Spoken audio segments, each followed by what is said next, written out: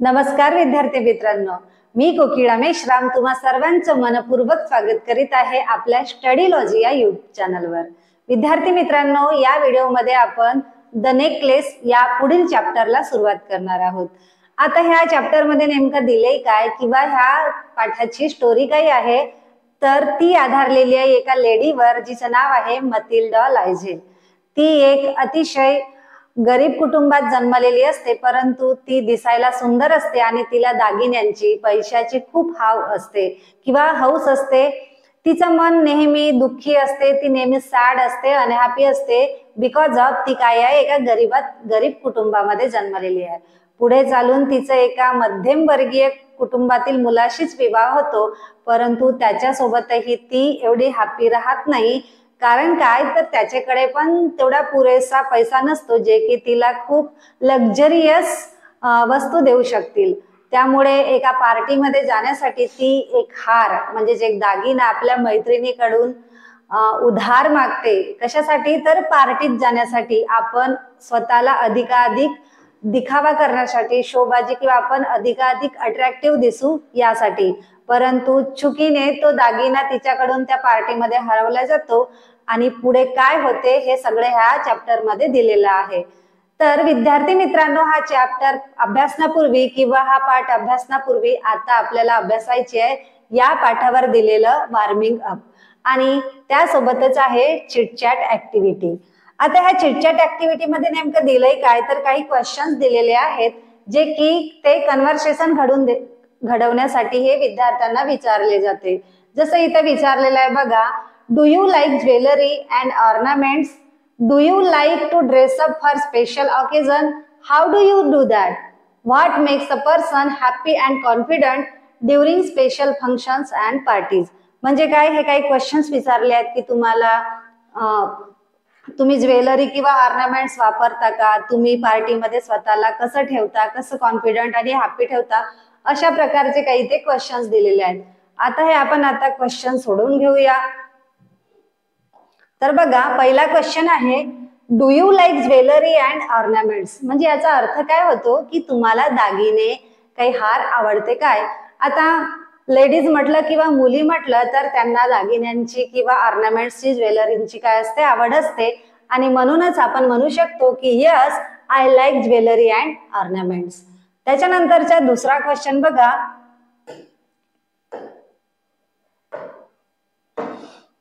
Do you like to dress up for special occasions? How do you that? तुम्हाला special काही occasions असतात, काही कार्यक्रम असतात, तेव्हा स्पेशल दिसावं असं वाटतं का? त्यासाठी तुम्ही कशा प्रकारचा ड्रेसअप करता किंवा कशा प्रकारचा पोशाख करता, इथं विचारलेला आहे आणि त्याचं उत्तर आहे yes, I like to dress up for special occasion. मी काही स्पेशल आपल्याकडे कार्यक्रम असेल तर मी स्पेशल असा ड्रेसअप करतो। For party function I wear gowns, one piece and on wedding occasions I wear sari with heavy jewellery. हे बघा, हे उत्तर दिलेलं आहे ते मुलींसाठी दिलेलं आहे। म्हणजे मुली असतील तर त्या वेगवेगळ्या प्रकारचे ड्रेसअप करतात, just like a frock, gowns, midis, skirts अशा प्रकारे, आणि त्यांना जसं वाटेल तसा प्रकारे तो काय करतात, विविध हेअरस्टाईल करतात, ऑर्नामेंट्स किंवा ज्वेलरी घालतात आणि स्वतःला अधिकाधिक अट्रॅक्टिव्ह दिसण्यासाठी हे सगळं प्रयत्न त्यांचे चालू असते। परंतु व्हॉट अबाउट बॉईज? मुलांसाठी काय पण? तर मुलांसाठी पण आपण आन्सर लिहिलेला आहे। कोणतं बघा, आपण आन्सर काय बनवू? Yes, I like to dress up for special occasions. मुलांना सुद्धा पार्टीज मध्ये, फंक्शन्स मध्ये छान दिसावं असं वाटतं, उठून दिसावं असं वाटतं आणि ते सुद्धा छान असं ड्रेसअप करतात। आता कशा प्रकारे त्यांना आवडते बघा, for party I wear 3-piece suit with good shoes and good hairstyle. म्हणजे ते कशा प्रकारे ड्रेसअप करतात, तर चांगलं छान प्रकारचं एक सूट घालतात, छानशी हेअरस्टाईल घालतात किंवा करतात आणि छानसे काय करतात किंवा ब्रँडेड शूज घालून आपण सुद्धा उठून दिसू, अट्रॅक्टिव्ह दिसू याकरिता काय करतात, प्रयत्न करत असतात। त्याच्यानंतर तिसरा क्वेश्चन बघा, what makes a person happy and confident and during special functions and parties? म्हणजे काय होते की तुम्ही एखादा स्पेशल, तुमच्याकडे काही पार्टीज आहे, फंक्शन्स आहे, तर त्यामध्ये तुम्ही स्वतःला आत्मविश्वासी म्हणजे कॉन्फिडंट आणि हॅपी कसं फील करवता, कसं काय तुम्ही स्वतःला खुश ठेवता. आता प्रत्येकाचे काय असणार इथे वेगवेगळे आन्सर्स असणार. कोणाला आपल्या मित्रांसोबत राहिल्याने एकदम सेफ फील होतो, हॅपी फील होतो, तर कोणाला विविध हेअरस्टाईल केल्याने, कुणाला छान छान ड्रेस घातल्याने, कोणाला जास्त मेकअप केल्याने चांगलं दिसू असं वाटतं. म्हणून मी ते आन्सर तयार केलेला आहे बघा.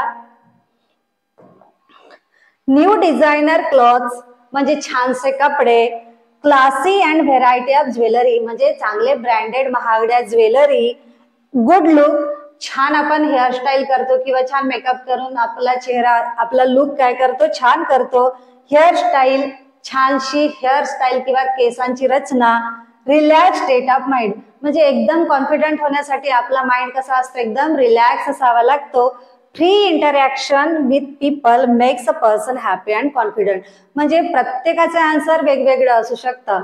परंतु छानसा जर आपल्याकडे ड्रेस असेल, छानशी हेअरस्टाईल असेल, छान ब्रँडेड कपडे किंवा ज्वेलरी असतील आणि त्यासोबत आपले मित्र असतील, आपला माइंड एकदम रिलॅक्स स्टेट मध्ये असेल, तर अशा वेळेस आपण पार्टीज मध्ये फंक्शन्स मध्ये काय असतो एकदम कॉन्फिडंट आणि हॅपी फील करत असतो.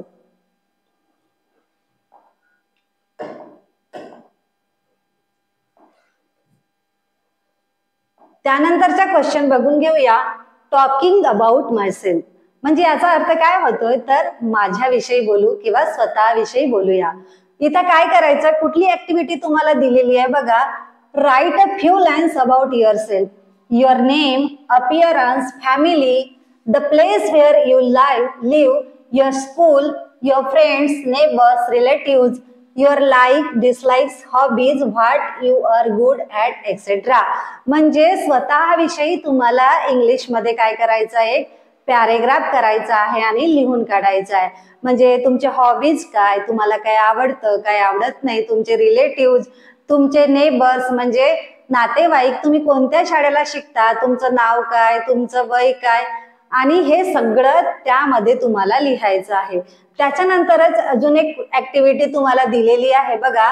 Now create an imaginary persona for yourself म्हणजे काय, तुम्हाला स्वतःचे असं एक काल्पनिक पात्र तयार करायचं आहे आणि त्याच्यामध्ये सुद्धा त्या काल्पनिक पात्रात तुम्ही आहात आणि तुम्हाला सुद्धा तिथे काय आवडते काय नाही आवडत, तुम्हाला काय कशा प्रकारे वागायला आवडते हे सुद्धा त्या काल्पनिक पात्रामध्ये लिहून काढायचं आहे. बघा काय दिलेलं आहे, it should be quite different from your real self म्हणजे तुम्ही रिअल मध्ये जसे आहात त्यापेक्षा हा काय असावा, थोडासा डिफरंट असावा, काहीतरी क्रिएटिव्हिटी असावा. You may choose a fictional character from novel, story etcetera. आता हे पात्र तुम्ही कुठूनही निवडू शकता, अगदी एखाद्या कथेमधून, एखाद्या पिक्चर मधून. Write a few lines about this imaginary persona and introduce yourself in that role. आणि हे काल्पनिक पात्र तयार करा आणि त्याच्यामध्ये तुम्ही आहात असं स्वतःला इमॅजिन करा आणि त्याच्याविषयी काय करा, लिहून घ्या असं इथं लिहिलेलं आहे. आता आपण ते तयार केलेलं आहे, बघून घेऊया. रिअल सेल्फ, मी एका मुलीचं एक इंट्रोड्यूस केलेलं आहे तिला आणि त्याविषयी माहिती लिहिलेली आहे. हाय, आय एम जिया म्हणजे ह्या मुलीचं नाव काय आहे, जिया. मी जिया बोलत आहे.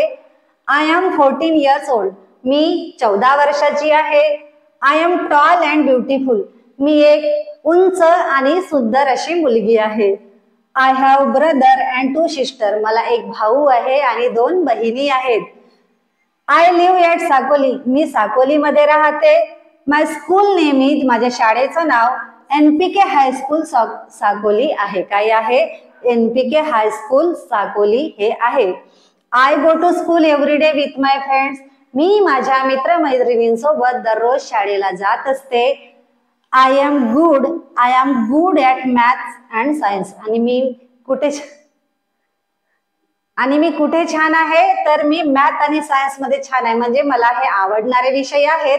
आणि मला काय आवडत नाही, आय डिसलाइक सोशल स्टडीज म्हणजे मला सामाजिक शास्त्र हे जे आहेत ते अजिबात आवडत नाही. I love to play badminton with my neighbours म्हणजे काय, मला माझ्या शेजाऱ्यांसोबत बॅडमिंटन हा खेळ खेळायला आवडते. अशा प्रकारे मी हे काय केलेलं आहे, रिअल म्हणजे एखाद्या मुलीविषयी एक तिचं स्वतःचं इंट्रोडक्शन तयार केलेलं आहे आणि इथं ठेवलेलं आहे. त्यानंतर आपण तयार केलेले आहेत इमॅजिनरी पर्सोना. काय तयार केलेलं आहे? Imaginary persona.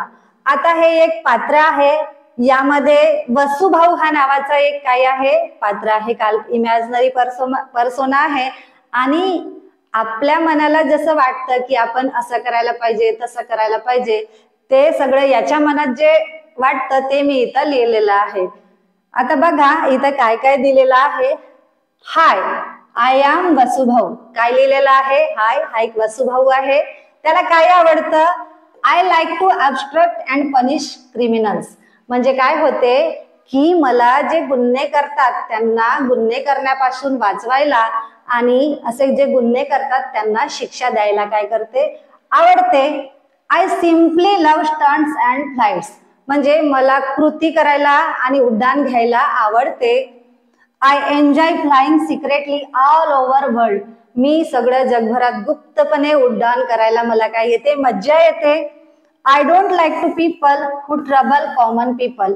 आणि जे कॉमन पीपल असतात, जे एकदम सामान्य पुरुष किंवा माणसं असतात, त्यांच्यावर अन्याय झालेला, त्यांच्यावर अत्याचार झालेला हे मला मुळीच आवडत नाही.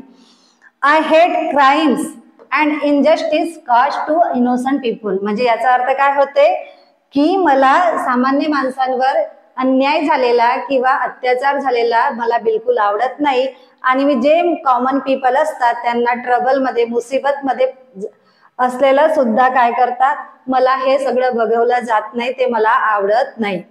I like exercise combats. म्हणजे मला व्यायामाची आवड आहे, मला लढाई करण्याची आवड आहे. त्याचबरोबर काय दिलेलं आहे? I can do any impossible things in the world. मी जगातली कोणतीही इम्पॉसिबल थिंग्स आहे, म्हणजे जे आपण करू शकत नाही अशी थिंग्स मी करू शकतो, असं ह्या वसुभाऊने इथे म्हटलेलं आहे.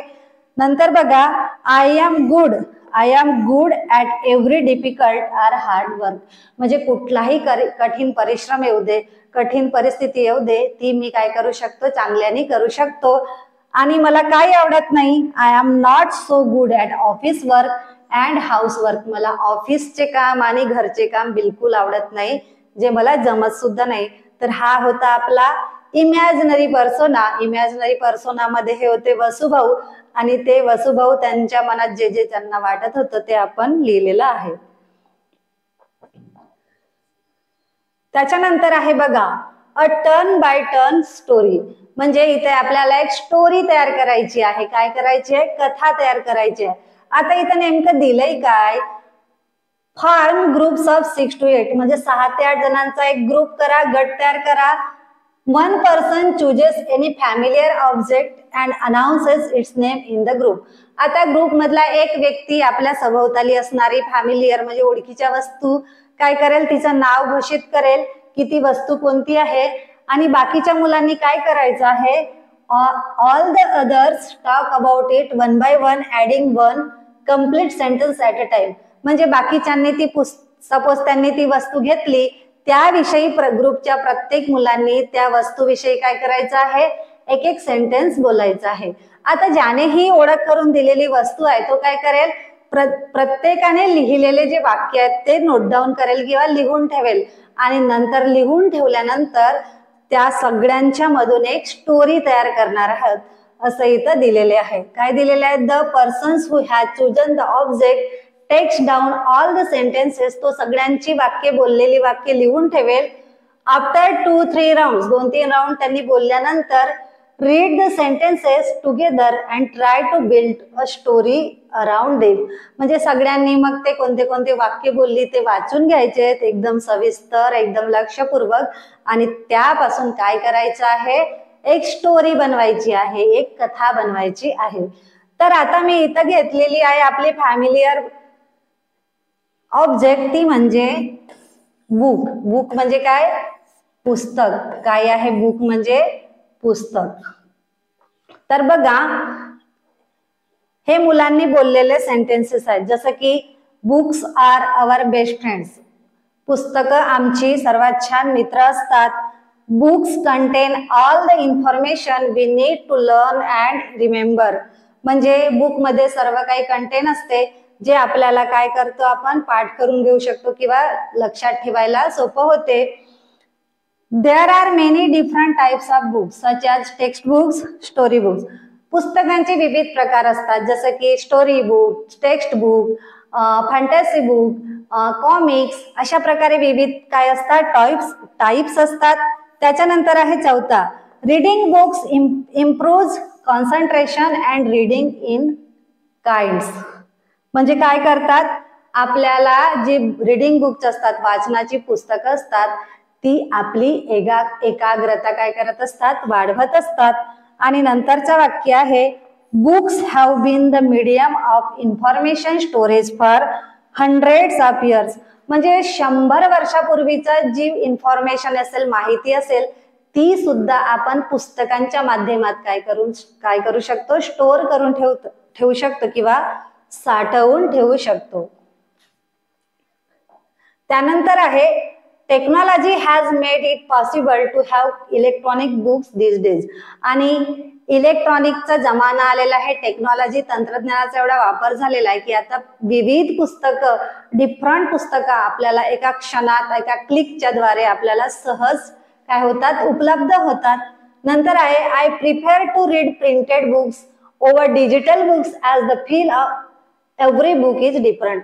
आता जरी डिफरंट पुस्तकं आलेले आहेत इलेक्ट्रॉनिक म्हणजे टेक्नॉलॉजीच्या माध्यमातून, तरीही प्रिंटेड बुक्स काय असतात, वाचायला काय असतात, मी वाचायला काय करतो, प्रिफर करतो, असं इथं दिलेलं आहे. त्यानंतर आहे, I love spending time reading all the books I have in my little library. आणि माझ्या लायब्ररीमध्ये असे खूप बुक आहेत जिथे मी माझा सगळा वेळ काय करतो, वाचण्यासाठी घालवत असतो. आणि अशा प्रकारे it is a big source of information. आणि माहिती संग्रह करण्याचा किंवा माहिती मिळवण्याचा हा काही आहे, खूप मोठा काही आहे, सोर्स आहे. असे इथे काही वाक्य त्या ग्रुप मधल्या मुलांनी म्हटलेलं आहे आणि त्याच्याच आधारावर, त्याच्याच बेसच्या आधारावर आपल्याला काय करायची आहे, स्टोरी तयार करायची आहे. आता जे आपण सेंटेन्सेस बघितलेले आहेत, अगदी त्याच्याच आधारावर मी एक स्टोरी तयार केलेली आहे, जे इथं लिहिलेली आहे. बघा काय आहे, books are our true best friends. पुस्तकं हे आपले मित्र असतात. They are full of information we need for our education and daily life. आपल्या शिक्षणामध्ये आणि दररोजच्या जीवनामध्ये पुस्तकांचा रोल काय असते, खूप महत्वपूर्ण असते. ते आपल्याला माहिती प्रोव्हाइड करत असतात. दे आर डिफरंट टाइप्स, त्यांचे खूप प्रकार पण असतात, such as including science, history, maths, biology, fantasy and anything else we need. आपल्याला कुठल्याही प्रकारची गरज भासली, कुठल्याही माहितीची गरज भासली, तरी ती माहिती आपल्याला कशाच्या माध्यमातून भेटते, तर ह्या पुस्तकांच्या माध्यमातून भेटते. My favourites are story books on history. आणि मला कोणते बुक जास्त आवडतात, तर मला हिस्ट्रीचे स्टोरी बुक आवडतात. म्हणजे इतिहासामध्ये ज्या काही कथा असतात, जसे राजाची कथा, लढाईची कथा, अशा अनेक प्रकारच्या ज्या कथा असतात, त्यांचे बुक मला काय असतात, खूप आवडतात, असं इथे म्हटलेलं आहे. I can spend my entire day reading this book and immerse my self in a world of imagination and thrill. म्हणजे काय, मी माझा सगळा वेळ किंवा सगळा दिवस त्या बुक रिडिंग मध्ये, पुस्तकं घालवण्यामध्ये घालवू शकतो आणि तिथल्या कहाण्यांमध्ये, तिथल्या माहितीमध्ये मी स्वतःला मग्न ठेवून मी स्वतःला तिथे आहे अशी कल्पना करून घेत असते. Book help us to share information and will continue to be significant although electronic media have gain popularity. जरी टेक्नॉलॉजीच्या माध्यमातून, मीडियाच्या माध्यमातून खूप पॉप्युलॅरिटी मिळाली आहे, लोकप्रियता मिळालेली आहे की आता अनेक साधने एकत्र आपण घेऊ शकतो. कम्प्युटरद्वारे आपण अनेक पुस्तकं जरी एकत्रित वाचू शकतो, तरी पण मला प्रिंटेड बुक्स काय करतात, वाचायला आवडतात. त्या टेक्नॉलॉजीच्या म्हणजे कम्प्युटर मधून एकत्रित वाचलेल्या पुस्तकांपेक्षा प्रिंटेड बुक वाचल्याने जास्त मला काय मिळतो, आनंद मिळतो, असं इथं म्हटलेलं आहे. त्याच्यानंतर आहे, books will always be my best friend and source of imagination and inspiration.